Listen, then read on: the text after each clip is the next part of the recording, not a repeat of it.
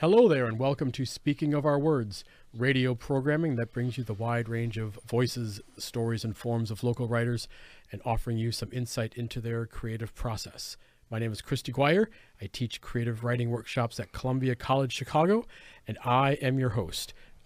Today's topic, we're going to be talking about why it is that we became writers, what it is that inspired us to first commit words to the page, to the screen, whether it was a mentor, a family member, or a book or a movie, that sort of thing.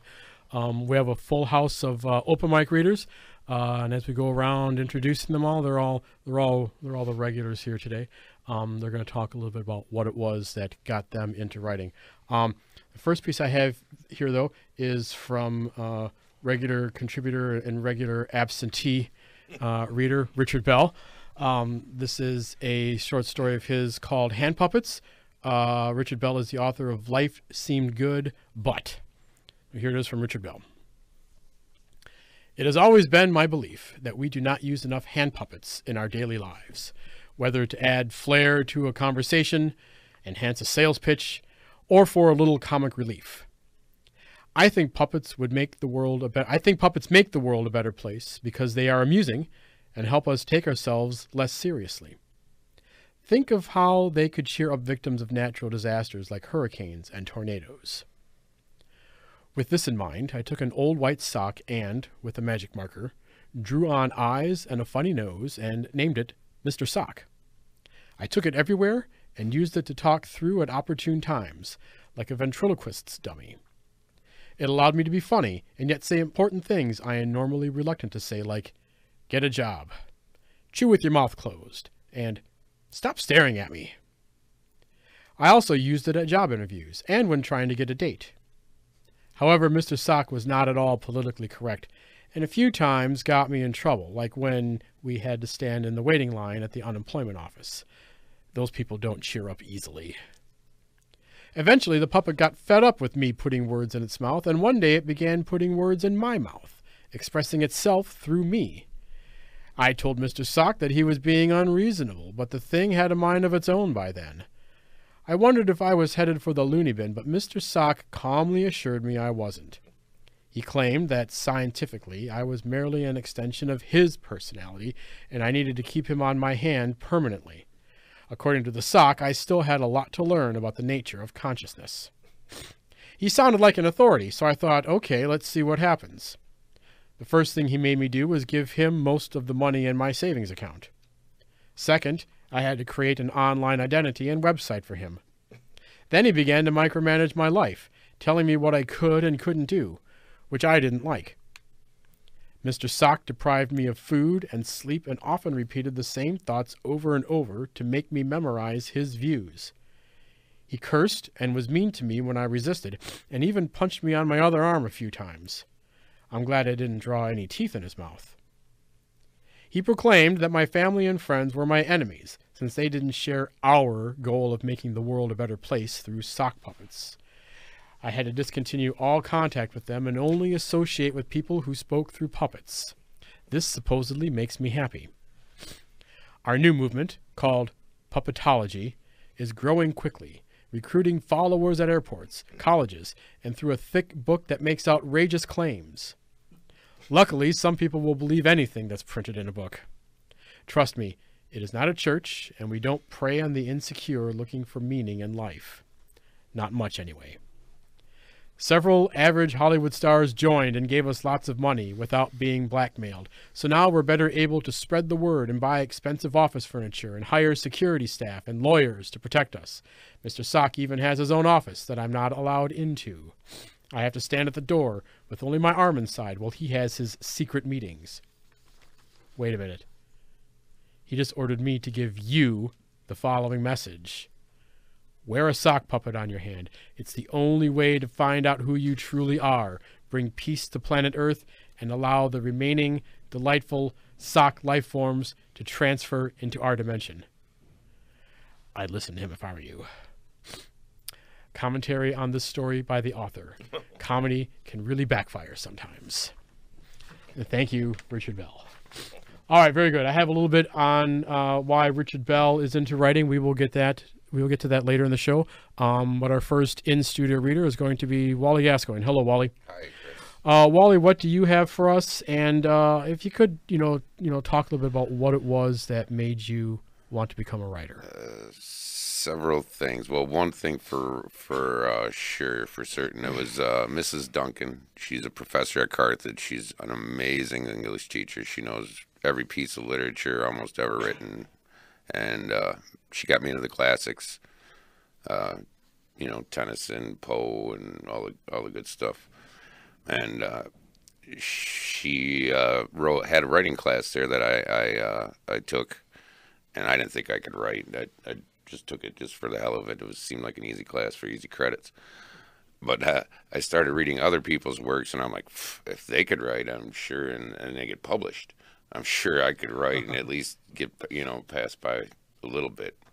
Another thing that also helped me out was Richard Matheson stories from like the old Twilight Zones. I love that kind of stuff, and I admire his work, and I try to show it in mine. All right, well, very good. Well, what do you have to read for us today? Brand new story. It's called The Reality of It All. All right, Wally Gascoigne, take it away. The vast majority of people never see the real truth, even when it's right in front of them. People see what they want to see, or more precisely, what they are told to see. Very few try to decipher for themselves what is a lie and what is truth. It's easier for them to believe the lie, because if they ever admitted to themselves the real truth, reality would come crashing in, and all the lies would fade away, leaving only the truth. That's what happened to me yesterday, after I accidentally ran over my wife. Amy and I grew up on the same block together, went to the same schools, even had the same friends. We started dating in 6th grade. In high school, we were voted the couple most likely to grow old together. Our wedding day fell on my 22nd birthday. I remember it like yesterday. The crowded church, the massive wedding cake, Uncle Roger passing out at the bar. It was a great time. After 2 years of marriage, we still held hands and giggled like little children. We were around each other. Amy had these subtle breasts and full hips, which attracted me to her at first, but it was her thoughtful smile and compassionate ways that truly made me love her. We wanted children together, but not until we were more established in our careers. When we bought our first house, I had graduated from medical school, and Amy was still doing her internship at a law firm. We made love in every room, including the attic and garage. It was a perfect marriage. I should have guessed that everything was a little too perfect, but as I said before, it's easier to believe the lies than it is to see the truth. Reality started slipping in a few days before the accident. I had come home from work early, an unusual thing for my profession, and I was going to pull into the garage, but it was already open, and Amy's car was parked there. I parked it around the corner to surprise her, hoping that she wasn't home ill, although she seemed well that morning at breakfast. I used the inner garage door, which led into our kitchen, and crept into the house. I heard the television coming from the living room, along with the muffled sounds of my wife's voice as she spoke on her phone. I didn't want to disturb her in case it was an important call from work, so I made my way slowly to the living room. When I got to within hearing distance of her conversation, I realized it wasn't her boss or co-worker she was talking to. It was our next-door neighbor, Todd. She was moaning and telling him how much she needed his hands in between her thighs. As you can imagine, I was devastated. Reality had come crashing in on me. What I thought had been the perfect life was really all a lie. The truth was right in front of me. I watched in the reflection of the living room window as Amy masturbated on the floor, yelling Todd's name. I was about to rush in screaming hysterically, when in between her gasps and incoherent whimpers, I heard the slight sound of buzzing and gears turning, as if some old-fashioned adding machine was being put to use. My first thought was, where did she get the new vibrator, and where had she been hiding it? The buzzing got louder, replacing Amy's cries of pleasure, and I could distinctly hear a mechanical voice droning out ones and zeros in a continuous pattern. I peered around the corner, horrified at what I saw. Amy was on the floor, naked from the waist down, one hand between her legs, the other holding the phone to her ear. Her eyes flashed from red to green to yellow and back again. A mechanical voice issued from her lips as she tilted her head back, hissing binary code in sync with her orgasms. Wires began to protrude from her mouth, twisting and writhing like living things. her arms and wrists extended as gears turned them in grotesque angles. She turned her head towards my direction, and I nearly struck my head on the wall from avoiding her gaze. I ran from the house until I got to my car, fumbling for my keys until I finally opened the door and collapsed inside, whimpering uncontrollably. My reality was that I had been living with a machine my whole existence. The woman I loved was filled with lubricant and metal. Her heart pumped oil which kept her skin a brilliant sheen. What else had been a lie? Who knew about this? Why didn't I realize this before? I remembered back to other times I had caught her talking to my friends and other guys at school. I did recall hearing slight buzzing noises, but I always thought it was from my constant ear infections I had as a child. I guess reality was trying to tell me something even back then. Naturally, it took a while to compose myself. I drove shaking all the way to a local bar where I proceeded to consume alcohol until I couldn't tell what was real and what wasn't. I couldn't understand what the bartender was yelling at me as he kicked me out, because his voice was drowned out by the ones and zeros emanating from his throat. I played it off pretty well when I got home at 3 in the morning. I told Amy as I got undressed and crawled into bed that I had been out with some friends from work after a long shift, and I was sorry that I didn't call to let her know. She rolled over and mumbled that she loved me. Her body made a slight whirring sound as she wrapped her arms around me, and I fell asleep, dreaming of conveyor belts lined with synthetic body parts rolling endlessly into the distance. Once I realized the truth, it didn't take long to see through all the bullshit. I was surrounded by fabricated flesh. Almost everyone I thought I knew in my life wasn't what they appeared to be. They were constructs designed to look like me, but on the inside they were cold steel with hearts of metal. All of my fellow colleagues and most of the patients in the hospital had that slight buzzing sound issuing from somewhere inside of them, and if I looked really close, I could see flickers of different colored lights hidden behind their eyes. After a few days, Amy must have suspected that I knew something. It's hard to tell a lie once the truth is known. She confronted me in the garage while I was getting in my car to leave for work. I could tell she had been crying, and I wondered what her tears were made from. Saline with a dash of sodium chloride was my guess. She was trying to keep me from getting into the car by yanking on my coat sleeve, while low-pitched ones and zeros sprung from her lips. I broke free and slammed the door as I turned the ignition forward and started the car. I didn't see her behind me when I put the car in reverse. It wasn't until I heard the crunching of metal on metal that I realized I had just run over my wife. I stopped the car and got out. My wife's body was twitching on the pavement as brown and red fluid seeped from her open compartments. Her skull had been crushed, and I could see shards of metal and wire poking from out of her head. The buzzing and whirring of gears lessened until they wound down like a clock, ticking off its last seconds. I panicked and drove as fast as I could away from the house. I could see Todd and some other neighbors running towards my driveway, mouths open, making low mechanical growling noises as they approached her body. I vaguely heard sirens in the distance. All I could recall was the awful crunching sound my wife's head made when my tire rolled over her tin skull. I sat by the lake in my car, watching the waves break against the rocks, throwing little sprays of rainbow-colored water over them. Reality had really settled in. I knew by now I was outnumbered. The police, lawyers, judges, and juries would all be like her, automatons, real only in their outward appearance, a plastic facade on the inside. It was all too much for me. I couldn't live with the truth, and I decided it would be best to put an end to myself and all the lies. But as I sat there in silence, I could hear a faint clicking sound coming from my chest. It grew louder and louder until the sound blocked out the crashing of the waves against the rocks, and I finally realized the real truth behind all of the lies. All right, Wally Gascoigne, thank you very much. Yeah, that was great. All right, you are listening to Speaking of Our Words, and next up is Ron Larson. Hello, Ron.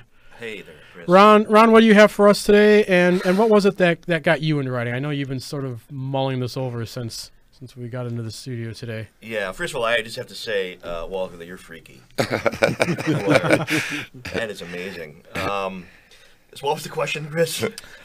Ooh, yeah. What was it that got you into writing? What was it that made you want to commit words to a piece of paper? Yeah, having thought about this question now for about 10 minutes, I really don't know.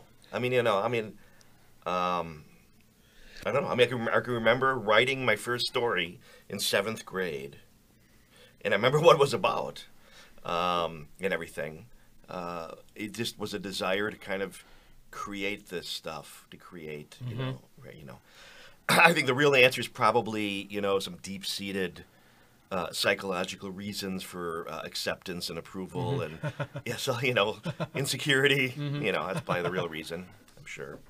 But you know, I don't know. I to be honest with you, I'm, you know, 53 years old, and I have never really thought about it that way before. You know, I think about like, well, what's my purpose? What's my, you know, or what do I want to write?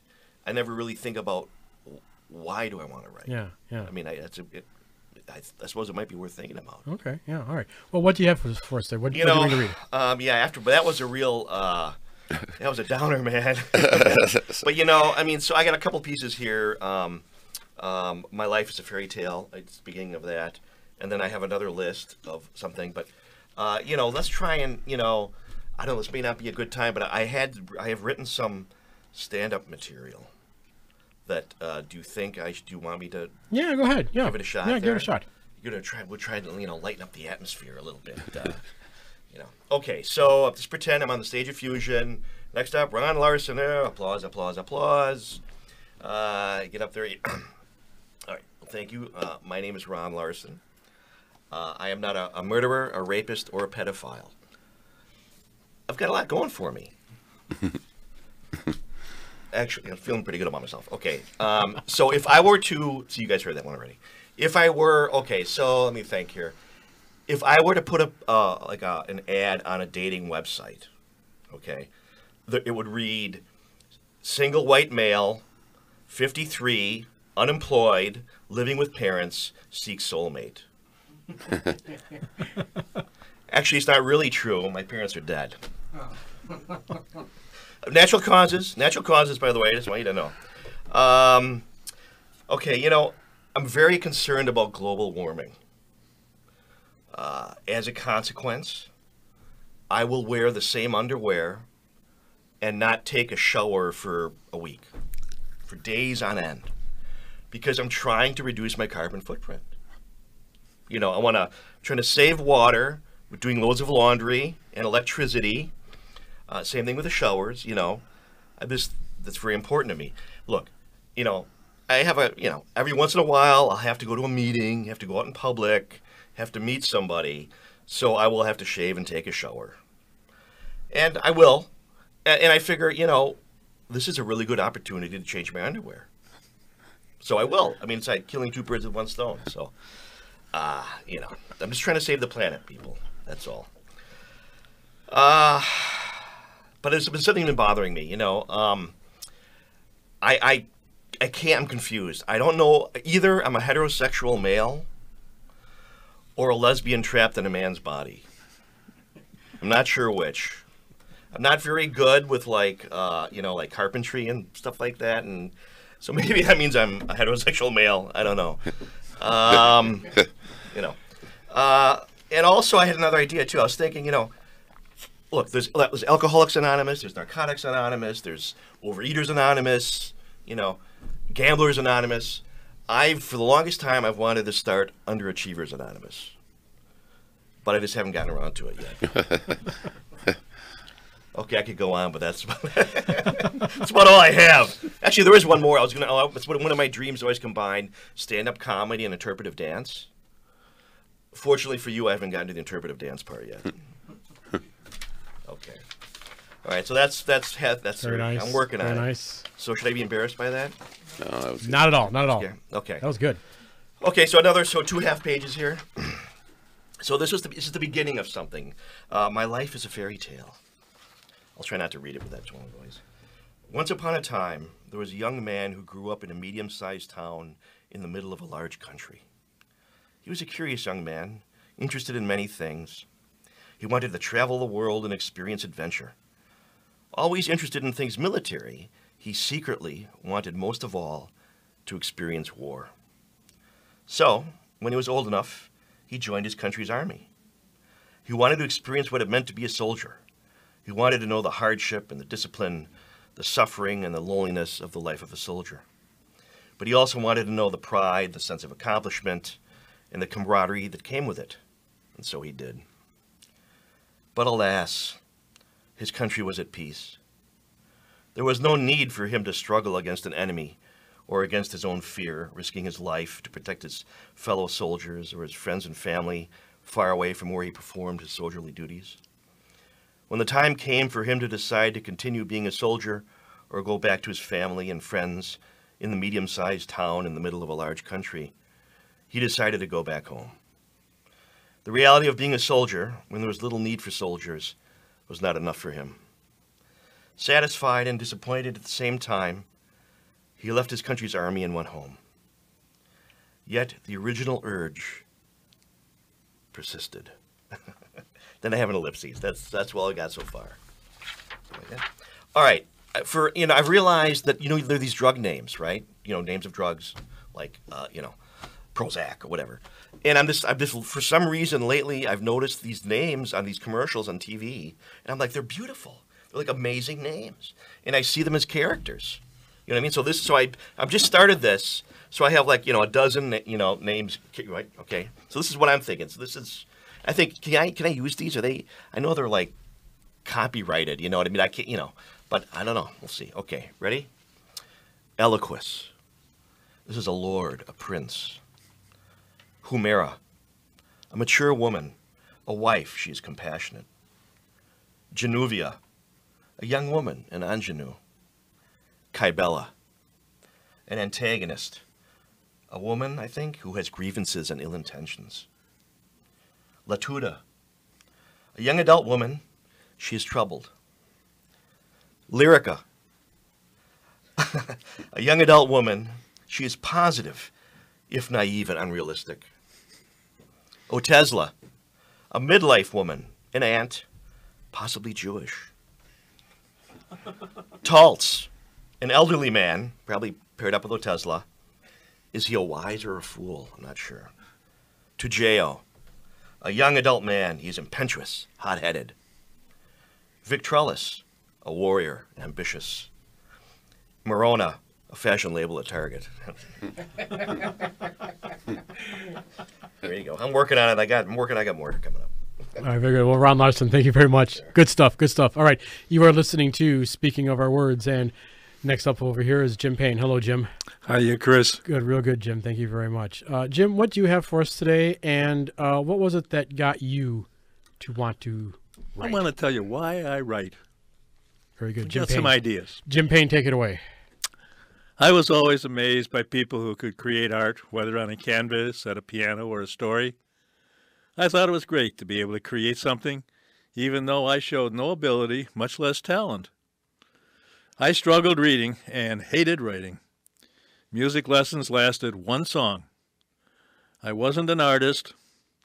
As I age, living with my companion dementia, I do have the consolation that I won't miss what I never had. But I can craft things. I'm mechanical, and I like to do new things. I built a spaceship with erector sets, an elegant workshop and a coal bin, and sawhorses from scrap lumber. They all worked, and I was proud of what I constructed. That is what my artistic life is, a craftsman. Now, most artists got started reading a good book, watching a classy movie, or just had to write. But I'm not an artist, so I got started by pursuing an attractive lady. I wanted to hang around this young woman with the tight jeans, but didn't know how to approach her. She liked writing, and she was a member of an open writers guild. Perfect. Anyone could attend, even me. And I'd get to talk to the pretty lady. Well, like every story, it didn't quite work out that way. She stopped going after I joined. Then, month after month, it got harder and harder to attend without bringing anything I'd written, because I hadn't written anything. Finally, I had to write something. As I faced my Writers Guild final ending, I wrote about sitting with an old woman dying. My story writing should have died then, but the other writers were generous and encouraged me, or maybe they were deluded, or believed in life after death. Anyhow, I was too old to start creating stories, and I didn't know anybody else dying. Well, that was enough to bury my desire that I had to write. I was ready to throw out my dictionary, figuring my writing adventure was over, my last sentence executed. Presiding over my last guild meeting was a Columbia College writing teacher who sent us out into the campus jungle and told us to write a story about anything. I was too scared to say I couldn't write a story, and I was too embarrassed to admit that. So I wrote a few sentences about my wife dying. Unlike my writing, that theme comes naturally. Afterwards, everybody read what they had written, but not I. I had no intention of exposing my poor excuse for writing, and I didn't. Trouble was, that damn teacher left me up on a hill. Now I had to secretly see what I could do with this scribbled bit of stuff that contained a few sentences about my dying wife in a garden. After fluffing it out, I was ready to retire from the fantasy of being a writer. But my ego wanted one last curtain call, and I read it on his radio show. Once again, my grandiosity messed me up. The producer asked me back to record me reading the story as he set it to music. Yes, holy cow! I was in pride heaven, and that's something I couldn't execute. So, you see, I started writing because of a pretty woman, a wise teacher, and a kind producer. I still don't have any artistic talent, but I am using my word crafting to occasionally put together a story like this one. So, why do I write? Honestly, I write to pump up my unholy human pride. I dream of me being awarded a first prize for my story, or maybe my friends, colleagues, and family being amazed. I imagine they are impressed, and I can think I'm great for a few moments, even if those moments only have a half-life of 2 seconds. Well, I still can't make up a story. This one really happened. In fact, that Columbia College teacher is sitting right here now, grinning because he thinks I am a writer. I always knew writing teachers lived in sci-fi land. Jim Payne, that was great. I don't think you're a writer. I know that you're a writer. No, that was wonderful. You're listening to Speaking of Our Words. All right, and next up is going to be Dave Gordeau. Hello, Dave. Hey, Chris. Dave, what do you have for us today, and what was it that made you want to become a writer? What drove you to commit words to page? Well, I think the first time that I thought I could maybe do this was in 6th grade. We had a Halloween story contest, writing contest. And I remember writing it. I'd never written anything before. I remember thinking, this feels good. I can do this. And I was a little pipsqueak of a guy. I was really small, wasn't very popular, but wasn't good at sports at the time. But this was something I could do. And it occurred to me that you can create your own universes here. And for everything that's kind of messed up in the real world, you can kind of correct it in these fake worlds. So that's where it started for me, I think. Oh, very good, very good. And what do you have for us today? What are you going to read today? I have a short story, very, very short story that I wrote 2 years ago that is about a new president new administration taking office. So I think it's somewhat relevant to what we have to say. All right, very good. Dave Gordeau, take it away. It's called The Day the Egg Stood Still. In the future, just a few years from now, egg salad sandwiches will be illegal, and anyone caught with possession of one will be sentenced to 2 years of hard labor and torture, including being locked in a small 5x5 cement block cell with an insurance salesman for an unspecified time. At first, the public will be uncertain as to the intent of this law, if the newly elected president, Chester B. Chester, intends to seriously enforce it. Until during his first press conference, Chester detects the dab of egg salad on CNN reporter Wolf Blitzer's beard. He aggressively interrogates Blitzer, calling him up to the podium where he sticks his nose in Blitzer's chin and loudly sniffs, finally exclaiming, "That's Hellman's. I'd know Hellman's anywhere." He thought he could slip a little bit of Hellman's past Chester B. Chester. Ha! That'll be the day. He then announces that he's mobilizing the 12th Division of the U.S. Army on a reconnaissance mission to overtake and occupy Blitzer's beard. "It's my prerogative as Commander-in-Chief," he added, before he announced that the rest of the press conference would continue as planned, but that he'd only take questions about egg salad. "By the way," he added, "if anyone knows what the word reconnaissance means, please let me know." 3 hours later, after fielding 57 questions about egg salad, Chester returned to what used to be referred to as the Oval Office. Chester had renamed the room the Egg Salad Emporium, and in the hallway he'd replaced all the portraits of past presidents with tasteful artistic renditions of egg salad. They were tasteful because the canvases were actually made from egg salad, and Chester had already taken bites out of several of them. "Where's my Secretary of Egg Salad?" Chester barked into the intercom on his desk. "He's just arrived," his receptionist, Alice Tinkerton, responded. It wasn't common knowledge, but in her previous career, Alice Tinkerton was an engineer who had developed one of Chester's favorite egg salad recipes. "I'll send him in." Egg Salad Edwards, as Chester had renamed the man, entered the Egg Salad Emporium and took a seat in the chair across the desk from Chester. In his hands, he's holding a portfolio filled with important documents. "Is that the report?" Chester asked. "Yes. Do you care to read it?" Edwards replied. "Just give me the highlights," Chester said. "Well, sir, I'm pleased to announce that all egg salad manufacturing plants across the country have been shut down." "What?" Chester's voice thundered with rage. "Why on earth would you do such a thing?" "But I assumed," Edwards replied, "that when you signed the executive order banning all consumption of egg salad, they also meant to halt all egg salad production, too." "Edwards, you fool. Can't you see? And I think I picked you to be my Secretary of Egg Salad." "Sir, I'm sorry." Edwards studied his shoes, his head down in shame. "And I think I even renamed you Egg Salad Edwards. What was your name before?"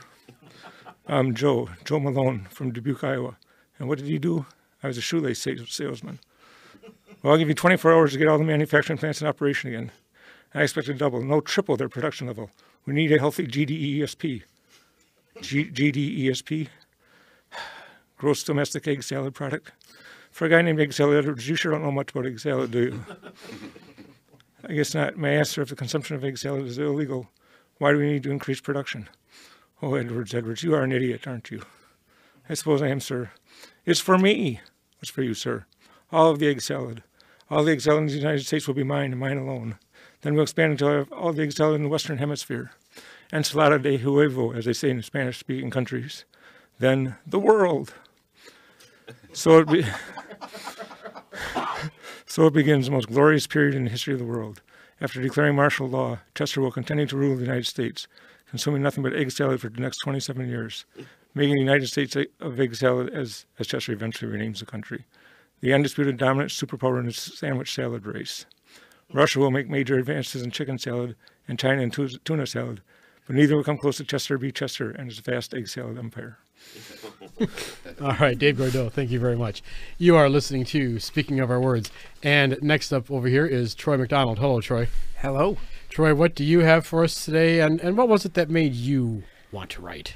Wow. That's a big question. And like Ron, I never really thought of that before, that answer. I guess it was just having a home where I could try anything. And whether that was make a painting, write a story, and my mother and my brother would always sit down and listen. And so having that kind of freedom to just throw anything on the wall and see if it sticks and if it's good, that kind of freedom, I think, is what made me want to try. Yeah. Oh, that's nice. That's nice. Well, what do you have to read for us today? Well, actually, it's a story about my mom. For a class this past semester, I had to interview someone who had a historical context of the world. And my mother is a baby boomer and I am a millennial. And I thought that is such a weird thing that doesn't really happen. And so I thought I would interview her. All right, very good. Well, Troy McDonald, take it away.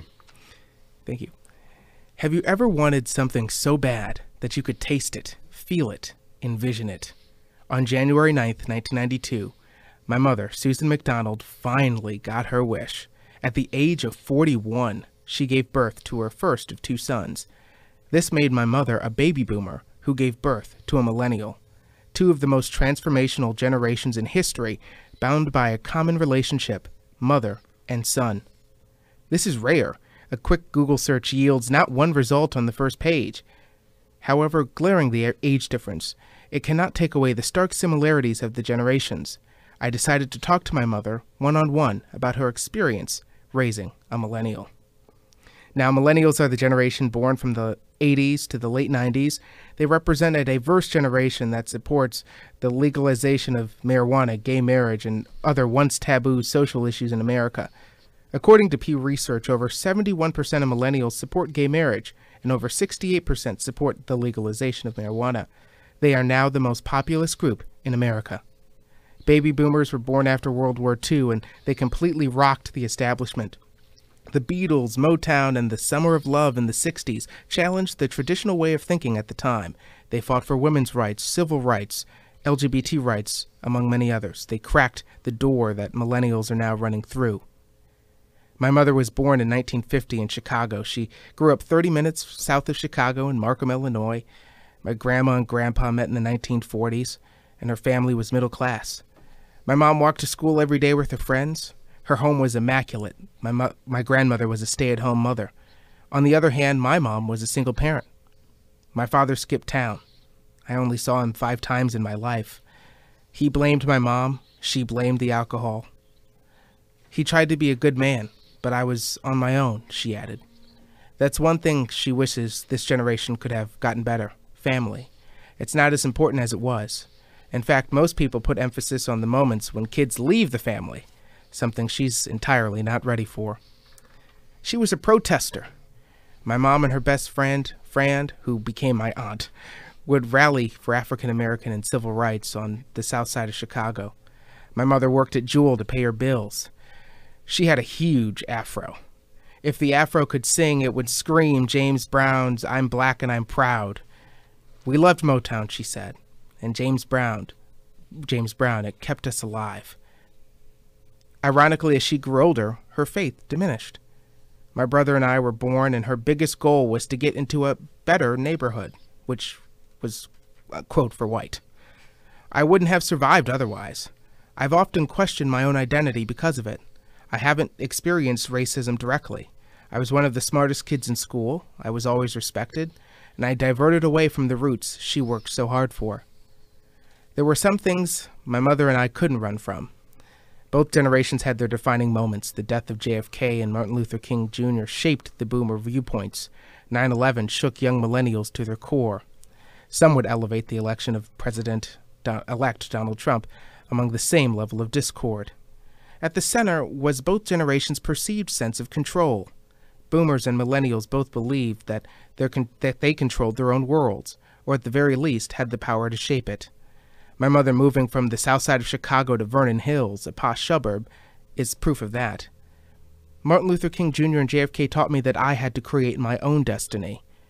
My mother emphatically implied, as if she was at a rally in 1965.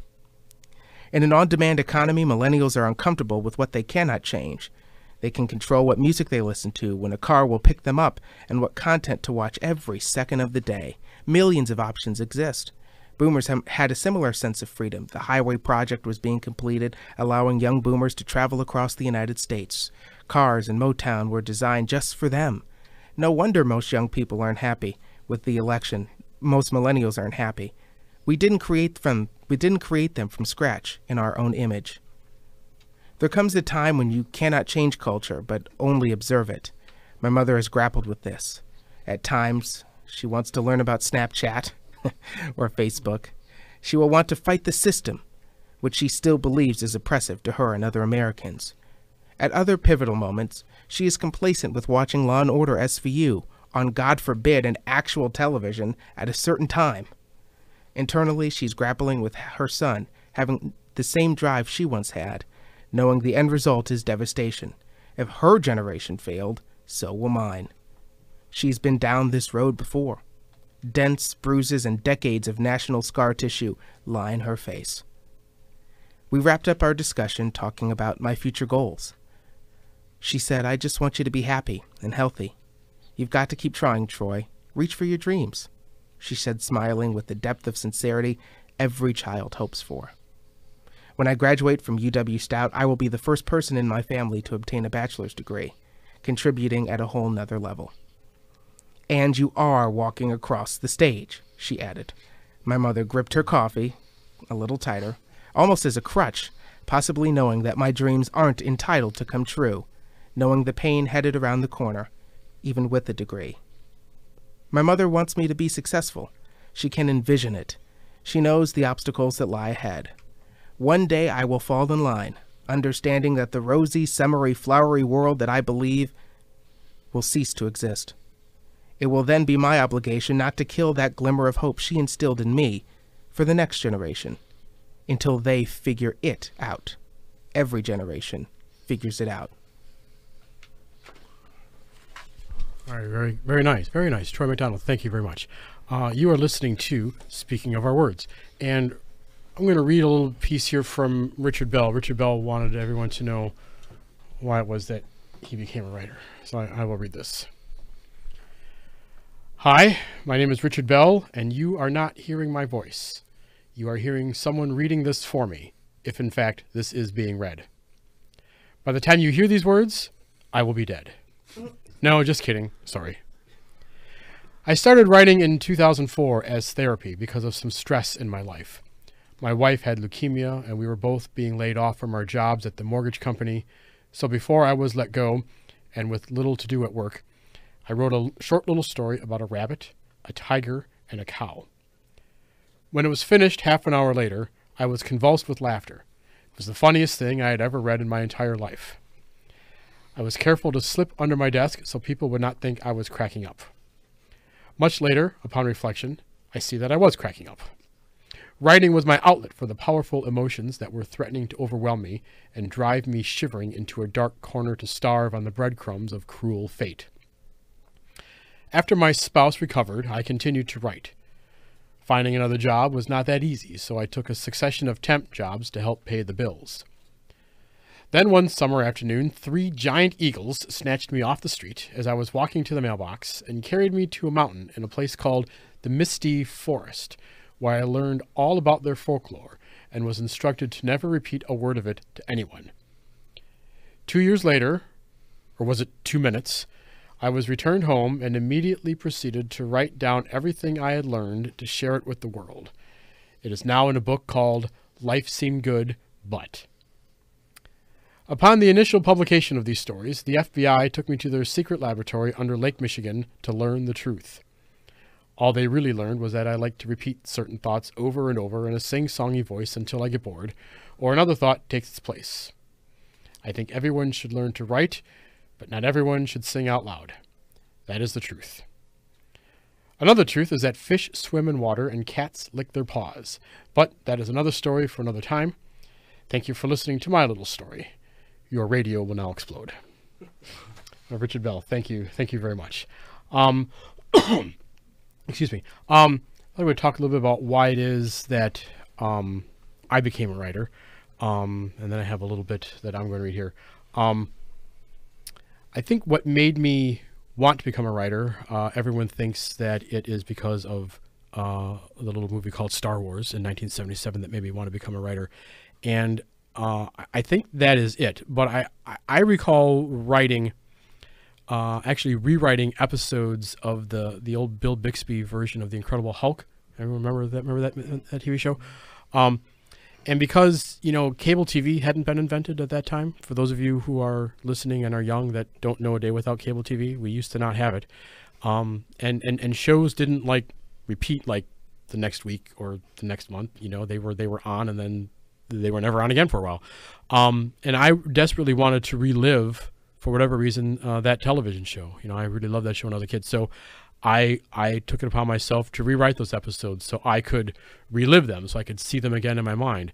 And I don't, obviously this was, 40 some years ago when I was writing this, so I don't remember much, but I don't think I ever wrote much more than Bill Bixby comes to town and Bill Bixby leaves town, because that basically happened in every episode, and I could never remember, anything else that ever happened. It's great that show was on television again. I get to watch it again and realize all the stuff that I wasn't writing. But I believe I started writing rewriting these things that I like so I could see them again, again, before multiplexes, before cable TV, that sort of thing.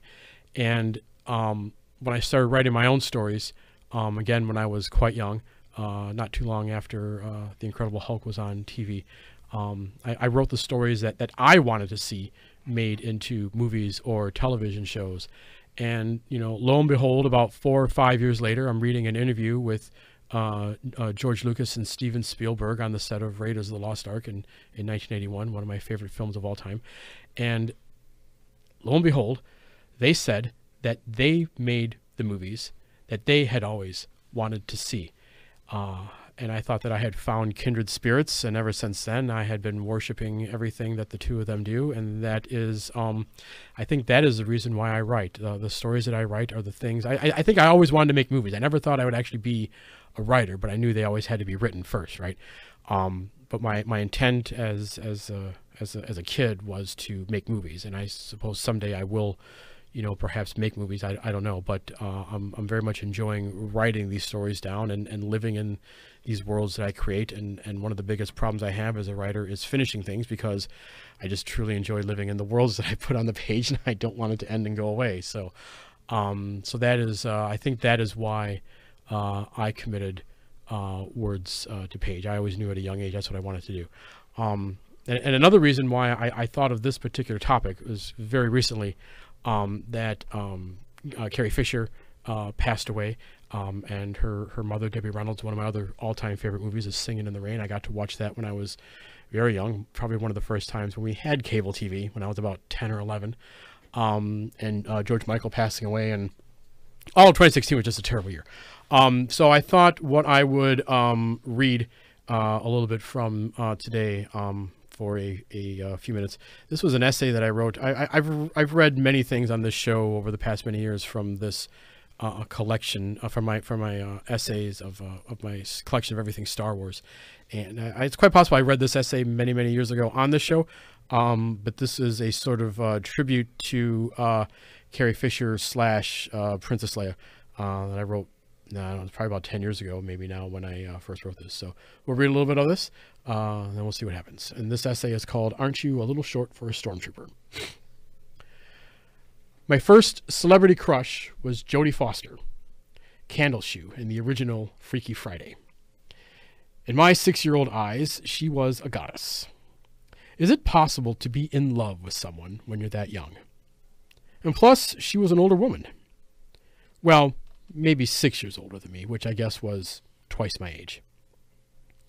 But when Star Wars first hit and Princess Leia whisked through the Death Star corridors in those flowing white robes and fired a laser blaster at stormtroopers and took charge, I was mesmerized. Jodie who? For sure I was in love now. Carrie Fisher was my first future wife.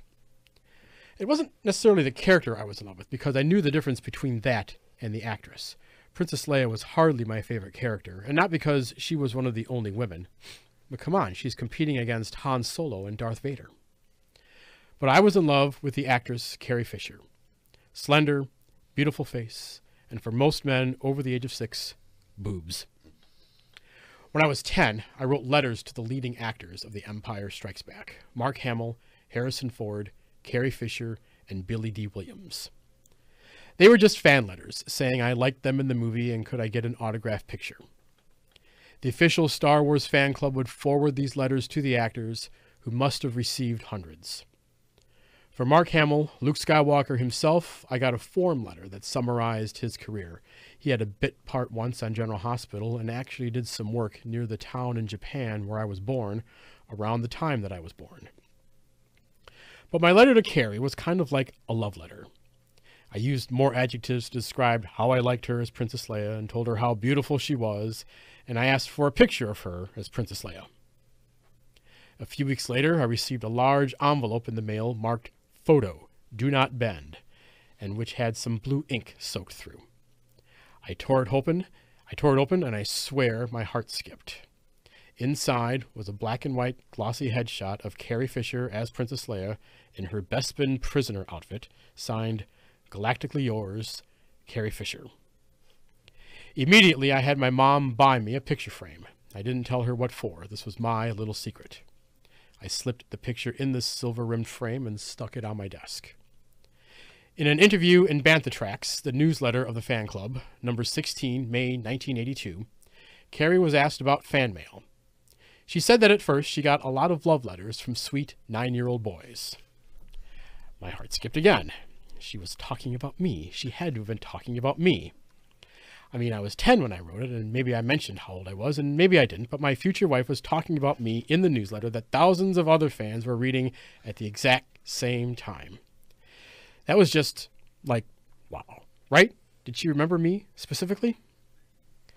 A few years later, I read some devastating news in an AP or some other type clip in the Kenosha News in the TV section, an article I have stashed somewhere. I read that Carrie Fisher had married singer-songwriter Paul Simon. I was crushed. I felt betrayed, sort of like how Lando Calrissian betrayed Han Solo. Paul Simon became my enemy. I mean, who in the world did he think he was? And I will hold it right there. Thank you very much. You are listening to Speaking of Our Words. Paul Simon. All right, and also in the studio we have with us today Lisa Adamowitz-Kless, president of the Kenosha Writers Guild. Lisa, what was it that made you want to become a writer? What made you at some point want to commit words to the page? Well, I mean, I've actually been writing since I was a very little girl. I don't think I could even put an age on it. I started out just doing really goofy little, like, I wouldn't even call them plays, but just little skits and, excuse me, things that I would write. And, I remember one, my audience was my mom and dad. So I had this little skit that I wrote down, and then I think I kind of acted it out, and, of course, got all kinds of applause and adoration from them for writing this. And then I would do the same thing, with my sister and my cousins, and write little stories. So, I mean, it kind of just snowballed from there where, I would do that kind of once I got to school. I would write things, for school projects or assignments. And then actually when I was a little bit older, they had a young authors contest, for the school district. So I entered that and actually did wind up winning the young authors contest. So like I said, I've just been doing it since I was little. And then actually, I think probably my last year of junior high, the late author Florence Perry Heidi, who lived here in Kenosha and was a prolific, mostly children's author, but I think she did some other work too. I kind of became pen pals with her after she had visited school one afternoon. I had stopped and talked to her after everyone kind of filed out of the classroom, and we exchanged addresses, and I started to write to her. So I think probably for about maybe 2 or 3 years I wrote to her, and she was just an awesome, a support, where she would just, always sign her letters, keep on writing, with a little smile, and just always encouraged me to keep writing. So I guess for me, just it was a lot of support throughout the years from, like I said, my parents to other relatives, and then as I got older, friends who would encourage me. I did go through a period after I had my son for probably about 5 or 6 years where I just kind of stopped writing. Just because, life got so busy that I really didn't have time to sit down and do a lot of writing. And had a really close friend who knew me really well, and he was like, you've really got to start writing again. You really need to start doing that. And that is actually how I came to, was actually the Kenosha Writers Group at that time, and now we're the Guild. But, that's how I started with the group, was because I thought, well, I'm gonna go check this group out and see what it's all about. And I think I just wrote something, again, kind of like a little humorous, goofy little essay type of thing, and then just everything kind of snowballed from there to where I am today. So so yeah, it's been a long ride. You mentioned this idea of audience, and I know I've had lots of students come through my classes, and lots of people tell me that they do a lot of writing for themselves. They really don't have any intention of really sharing it, and sometimes sharing it with like a group or a class is sometimes very daunting to them. But I think another thing that encouraged me was the support of a lot of people, especially because I've always had this sort of, this sort of big voice, and I was always asked to do things like, even when I was a kid, Chris, would you mind announcing the people as they come to the stage? Or Chris, would you want to do this? And I suppose in the end, that's how I landed this gig, because I've always enjoyed doing this sort of thing, getting in front of an audience. I mean, but it's a very hard thing to share your work with an audience. Especially if you're revealing anything personal, even in something completely made up. I think you're still revealing some stuff about yourself, and I know a lot of people find that particularly daunting. Does anyone else have anything to add? Ed, real quick, Wally, and then Ron. You guys both, Lisa and Chris, both reminded me. I did have a story. I wrote a story in 5th grade, and this is probably the reason I didn't write afterwards till I got to my 40s. I had a rather large teacher who hated the male students. She hated the male students, and to get revenge on her, I went to a Catholic school. I wrote a little short piece about her and the priest talking, and then actually falling in the bed and the bed collapsing. And the moral of the story was never get in bed with a priest. And I read it in front of the whole class for one of our stories, and I got in so much trouble. The principal, everything. I had 3 days writing encyclopedia out of encyclopedias for 3 days, and my mom in school. And I never got good grades from her again, so I stopped writing after that. So, yeah. Ron? Yeah. And I mean, I thought of something like, so when you talked about, I thought it was Steven Spielberg quote, but whatever, of wanting to make the movies that he wanted to see, right? And I remember that. So before you were saying that, I'm thinking of that, and so I just kind of want to echo that sort of kind of give myself a little bit of justice here when I think about why is it that I want to write or create various things. It's because there's this story in my mind that I want to see manifested. You know what I mean? And so it's like, yeah, it's the same thing. It's not created yet. I want to see it created. Okay, I guess I'll do it. Yeah. Anyone else have anything to add? No? Well, I just think it's important to, as everyone's mentioned, this support system. I honestly wouldn't have even started if it wasn't for having those moments with my mom and the I guess fake applause, but that encouragement gives you the gumption to just try. And that's the real big thing, and that's what I hope people listening, get from this is that, there's like 3 people who said they didn't think they had talent who are clearly talented. I mean, so if you don't think you have talent, that should not be an excuse. Go out and put your pen to paper or type something and, try it. Yeah, paint something, draw something, Right. You've got an interest in an art, do what you got to do. All right, we are nearing the end of our program today. Thank you very much for listening. First of all, Lisa, we're going to come back to Lisa again here. For those of you who might be interested in checking out the Kenosha Writers Guild and perhaps attending a meeting or sharing your work with the group of local writers, Lisa, how does one go about joining the Kenosha Writers Guild? What do you have to do? Well, there's really no formal process. We're a free group. So, as Jim had said in his story, everyone is welcome. So we meet every second Thursday, and that is usually we have workshops, guest speakers, panel discussions, and then we also do in-depth critiques every other month. And then the third Thursday of every month are main meetings where you can bring in, if you're working on something and have a small excerpt, you can read it aloud to the group and get some feedback and some friendly critique for that. So it's like I said, every second and third Thursday of the month. And right now we're meeting at Carthage College in the Straz building in room 196. All right, and this is all free and open to the public, correct? It is free and open to the public, Yeah. and everything always starts at 6:30. So 6:30 each Thursday, second and third Thursday. All right, very good. So come on out and check out the Kenosha Writers Guild. For more information, please check out KenoshaWritersGuild.com. All right, this show is a production of the Kenosha Writers Guild. If you have any questions or comments or you wish to participate on this program, please visit KenoshaWritersGuild.com and come to one of our meetings. Please visit the Facebook and YouTube pages for this show, Speaking of Our Words, and feel free to leave a comment there. Thanks to Dave Cole, Troy McDonald, and WGTD. Steve Brown and Nita Hunter, Lisa Adamowitz-Kless, and the Kenosha Writers Guild. And thank you to all of our writers and readers today, Richard Bell, Wally Gascoigne, Ron Larson, Jim Payne, Dave Gordeau, and Troy McDonald. Thank you very much. Again, this is Christy Guire, and the world needs your stories. We will see you again. Thank you for listening.